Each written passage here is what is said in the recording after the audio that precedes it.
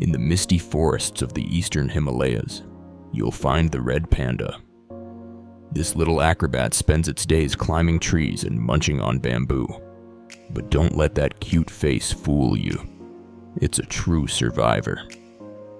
Unfortunately, deforestation and climate change are encroaching on its home. Fewer than 10,000 red pandas remain in the wild. This isn't just an animal, it's the silent heartbeat of the Eastern Himalayas.